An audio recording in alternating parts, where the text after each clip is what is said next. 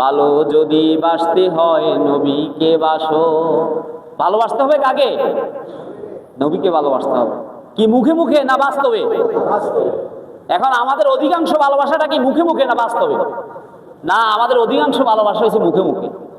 আমরা নবীজিকে ভালোবাসি কি মুখে মুখে, বেশিরভাগে ভালোবাসি মুখে মুখে। রাসূলের সুন্নত তো আমাদের মধ্যে নাই। রাসূল সাল্লাল্লাহু আলাইহি ওয়াসাল্লামের স্বপ্ন তো, যে স্বপ্ন নিয়ে আল্লাহ রাসূল এই পৃথিবীতে আসছেন, সেই স্বপ্ন তো আমরা নিতে পারি না।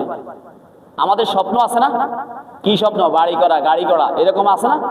যারা বিয়ে করে নাই স্বপ্ন যে ভবিষ্যতে কি করা, বিয়ে করা, বিদেশ যাওয়া, এরকম স্বপ্ন আসেনি?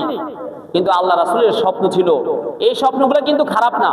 বিয়ে করার স্বপ্ন দেখা, এটা কি খারাপ নাকি? বিদেশ যাওয়ার স্বপ্ন দেখা, এটা কি খারাপ নাকি? ধনী হওয়ার স্বপ্ন দেখা, এটা কি খারাপ নাকি? খারাপ না। কিন্তু সবচেয়ে বড় স্বপ্ন থাকতে হবে রাসূল সাল্লাল্লাহু আলাইহি ওয়াসাল্লামের ভালোবাসা। এটা থাকতে হবে আপনার বড়, এটা থাকতে হবে আপনার কি বড়। যে কথা আল্লাহ তাআলা কোরআনে বলছেন যে আল্লাহ রাসূলকে আল্লাহ তাআলা এই দুনিয়াতে পাঠিয়েছে লিউযহিরাহু আলা দীনি কুল্লিহি, একমাত্র দ্বীন কায়েমের জন্য। বলেন না সুবহানাল্লাহ। কিসের জন্য? আল্লাহর দ্বীনকে এই সমাজে প্রতিষ্ঠার জন্য। আপনি যেই দল করেন না কেন, বিভিন্ন দলের থাকতে পারেন, কিন্তু আপনার স্বপ্ন থাকতে হবে আমাদের এই দেশটা যেন একসময় ইসলামের রাষ্ট্র হয়। এটা আপনার স্বপ্ন। এই স্বপ্ন নিয়ে আল্লাহ রাসূল কাজ করে মদিনাতে একটা ইসলামী সমাজ প্রতিষ্ঠা করছে। তো অনেকে মনে করে যে আসলে এগুলো হলো রাজনৈতিক কথা। না, আল্লাহর এই ইসলাম কায়েমের জন্য, কোরআনের শাসন কায়েমের জন্য স্বপ্ন দেখা, এটা প্রত্যেক মুমিনের জন্য ফরজ। বলেন না সুবহানাল্লাহ।